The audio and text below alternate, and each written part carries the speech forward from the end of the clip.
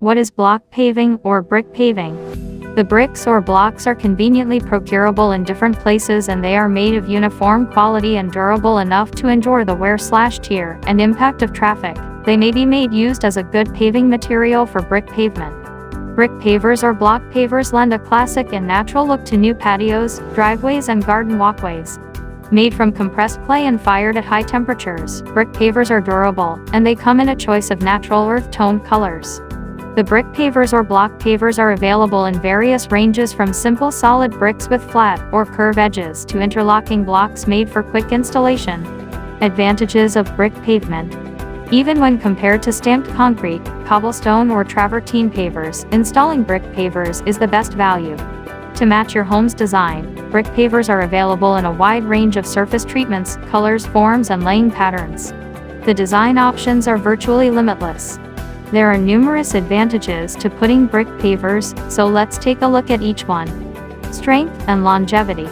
Brick or block pavers can resist a lot of loads and can be used in a wide variety of landscaping projects. If you're looking for a long-term solution, brick pavers are the way to go. Low maintenance. Brick pavers are the most economical long-term option.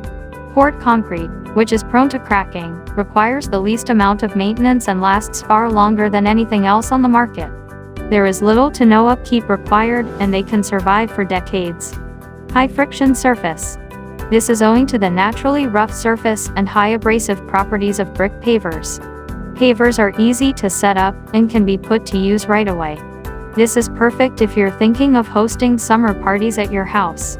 Eco-friendly materials. Clay from the earth's soil is used to make brick pavers, which are a renewable resource. It's a long-term investment that adds to the value of your home because it will retain its original color and finish. Disadvantages of paving bricks. The initial outlay is substantial. It's possible that mud splattering and slipping may occur due to the presence of water or moisture. Some pavements may bloat and decompose in damp conditions. They make a lot of noise because of the rattling of iron tires. Can you use regular bricks as pavers? Bricks have been used for thousands of years as a primary building material. Walls, courtyards, patios, and walkways are all constructed using them. For driveways, patios, and pathways, regular clay bricks is a lovely choice. However, for pavers you'll need specific bricks. Concrete pavers, as opposed to brick ones, are more durable and long-lasting. When put correctly and frequently maintained, you can utilize bricks as pavers. Characteristics of brick paving. For instance, brick pavements have a number of features that might be listed as follows. Attractive from the outside. The least amount of camber. Low cost to keep up. Durability. A breeze to maintain. Repair and reinstatement simply following the installation of pipes. Liberation from the danger of slipping and sliding. Brick pavements can be divided into 3 types for the sake of organization: brick and block pavement. Ordinary bricks, or bricks that have been carefully shaped into blocks of mainly cubical shape, are used to build the pavement.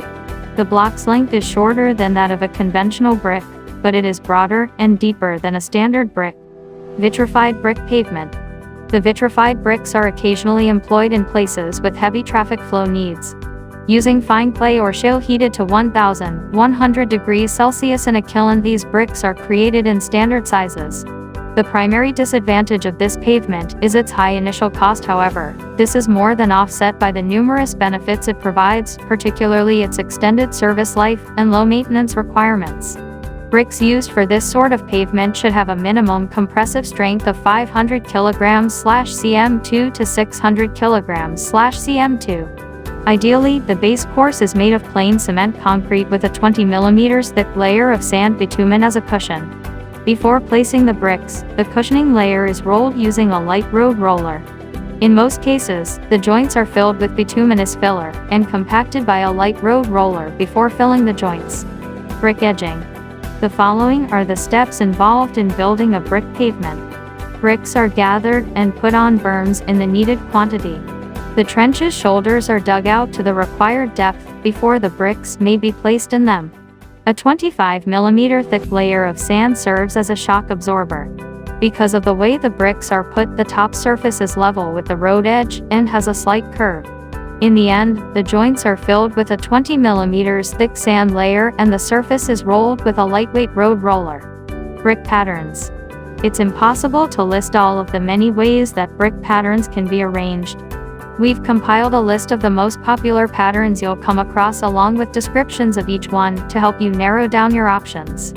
Use these explanations to determine the ideal position for each pattern and which one is most appropriate for your needs. Stretcher bond, running bond. Parallel, vertical or diagonal running bond, same pattern as the wall brick, but these can be done in any direction along the path or patio.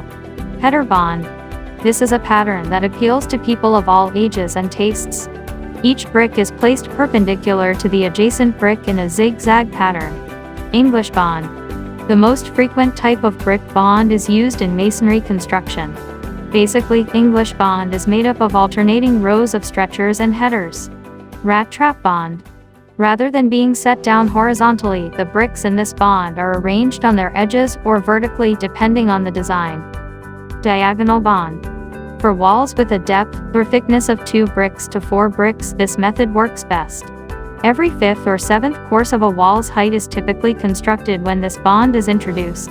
By using this method, end-to-end placement of the bricks ensures that the stretchers remain in contact with the farthest reaches of the sequence. I hope this video provides you with a sound understanding of block paving or brick paving, and its advantages and disadvantages. Please feel free to like, share, and comment.